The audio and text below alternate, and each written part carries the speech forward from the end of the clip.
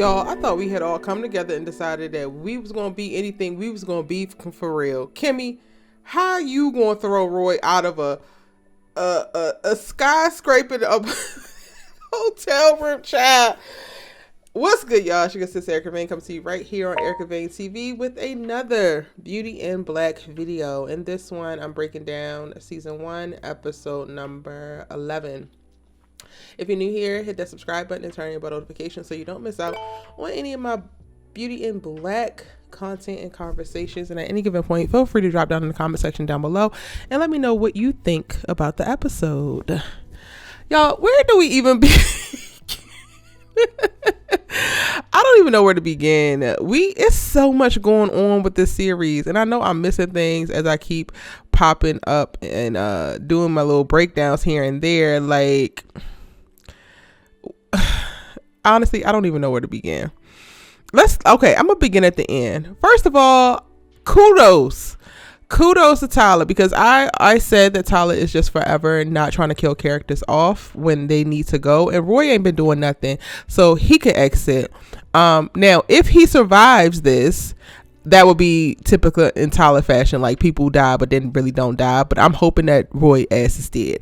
I'm not even gonna hold you. He's a demon spawned, if you will. He quite literally was good for nothing.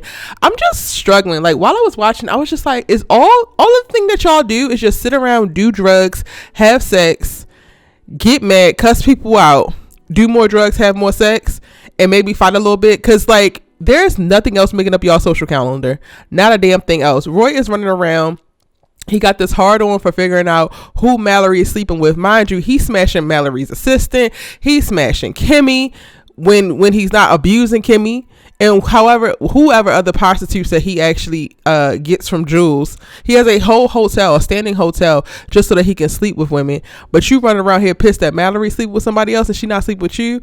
But y'all also give very much so that y'all despise each other. Like, it gives, you don't have nothing else to do, and you just trying to find something to do. And today you decided to try to figure out who Mallory is sleeping with, and you was spot on when you ran down on Calvin, but he had something for you, so he did that reverse Uno card. And in this episode, he gets to getting into it with attorney Varney.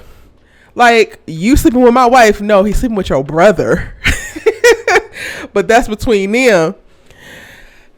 Anyway, I'm glad, honestly. I'm hoping that Roy is dead and not like Tyler Perry did, but whatever. That happened.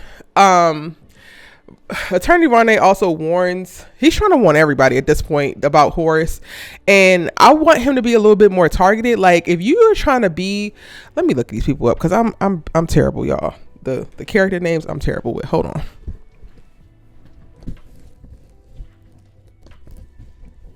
Okay, I got it. Back to being for real. Olivia starts this episode off taking out her boy toy because she was supposed to be behind the whole setup to rob Horace and kill him at the house. But that's the thing that Angel and Kimmie was in on, and like they have no idea about Olivia. Like, Tyler is really losing me, because at this point he just has a bunch of things happening, and then a lot of other characters are copping to it, and then you're also seeing that characters know certain things that they shouldn't know, because there's no way that they would have seen it, there's no way that they would have heard it, and we have no additional plot devices to actually communicate how they would have certain knowledge, but they just have it, and it just feels so unrealistic. And I get it, most of the time you got to turn your brain off a little bit to be able to just go into the world that Tyler creates and go with it, but some of this stuff is sticking out like a sore thumb. Olivia boy toy being behind the whole Horace setup, and then did she hear about him shooting up the house? Like, and then did Horace really not know, or did Horace really believe that he was going to wind up putting Kimmie and Angel there to help save them and get them out the life, but then his ex-wife knew about this particular house and knew about, like, it don't make no sense. Honestly. But alas, we're here. She takes him out, tells him to get in a bag for one of the most drawn out, annoying scenes that I've seen thus far. But it's still Miss Debbi Morgan, and we're gonna watch her every single time because she's gonna always give. He's neutralized. Cool. The biggest neutralization of this whole episode is Roy getting what is just due to him.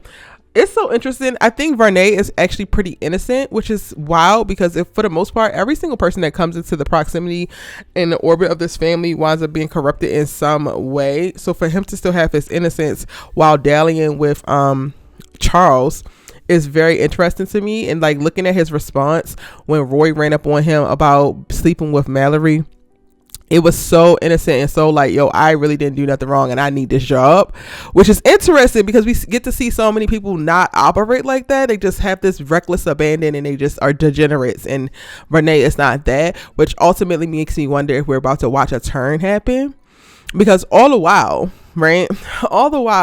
Mallory only leaned in to hug Renee like that because she was trying to make Calvin's ass jealous. He's standing outside her office after what I tell y'all last time, Shannon Brown is going to do it every time.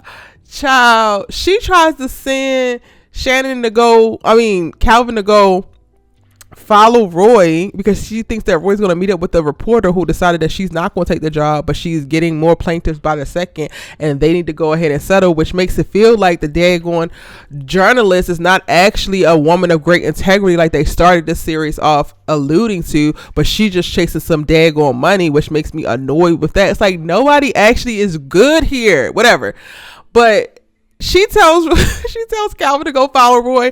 She's like, and he tells her, we got contact with his driver. His driver's gonna tell us everywhere he goes. Like, I'm not going. And she's like, what did I just tell you? You're not following orders. He's like, I'm not following orders if it means I gotta leave your side, because I'm supposed to be here to protect you.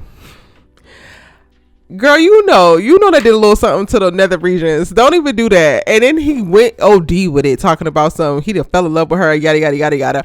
And I'm just like, Mallory, you melting, because I'm out on the other side of this screen. But then also him, a little frumpy assistant girl. I totally forgot, y'all, because I didn't go back and rewatch all of the first 7 episodes of the first half of the season, but I totally forgot that they were a thing. The way that he paid her dust in this episode, that was low-key diabolical and kind of sexy, but very much so diabolical. She's like, why you hate me and why don't you forgive me? He said, move around, ho.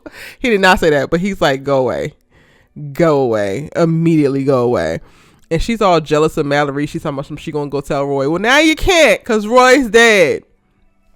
Bless her heart. I don't know why Mallory don't fire this girl. Like, Mallory, you work with a bunch of people that you don't respect and you don't like. Why don't you just get a team that you actually can build and like? And but I guess you can't do that when you are a degenerate yourself, a beautiful girl on the inside, but rotten to your damn core. You can't help but sour and bring in sour folks around you because misery loves company, and you just, yeah. I guess. Okay, what else went down in this episode? Rain is threatening to leave the hospital to try to protect Kimmie. That's me slow blinking, girl, because what? You and this botched ass BBL, relax. I love the fact that Jules and his henchmen cannot find Rain.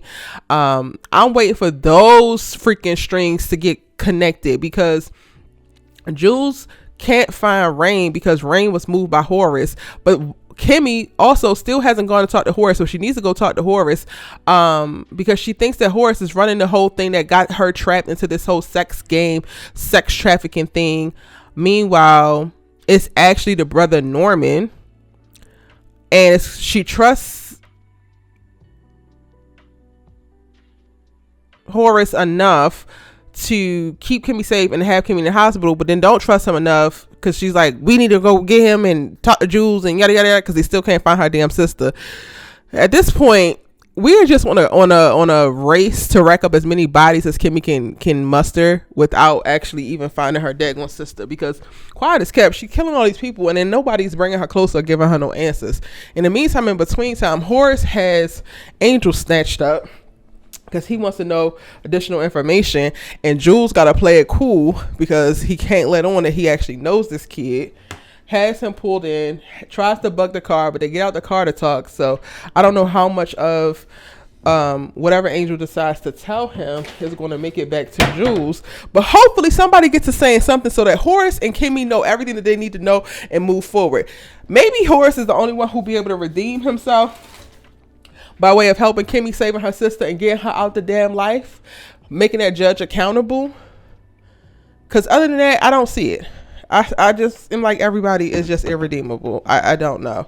And he's ready to really stick it to his brother behind trying to kill his son, which I don't blame him. He meets with Renee early on in the episode to try to talk about the will and figure out how he can legally disinherit a couple of people who are currently listed in the will, and what are the stipulations that he would have to do to make that happen. And that's the thing that, you know, makes Renee very nervous, which makes him go around trying to recruit people to talk to him. Renee, if you want to stay your ass alive, realizing who you deal with, just do the law business, baby. Just type up the briefs, go to court, do all the law things, because sticking your nose where it don't belong, trying to quote unquote save Charles, or at least his inheritance, which ultimately wouldn't. I feel like the way to save Charles is to take all his money away, take all his access away, so that he has to get clean, get a job, and do something meaningful with his life other than piss it, F it, and drug it away like he's been doing. That's all I really got. I'm really enjoying watching Jules out of control, because the first half of the season, he was 100% in control, doing a bunch of menacing things. And now he's like 2 steps behind Horace, trying to keep up or get ahead, and he can't, and I love it. I would love for Kimmie to get some more answers. I'm necessarily not mad at her continuing to kill people, but I just want it to also be for a purpose. And also, yeah, I am happy that Roy's dead. Those are my thoughts. Let me know yours in the comment section down below. It's your good sis, you love to talk TV with. See you in the next one.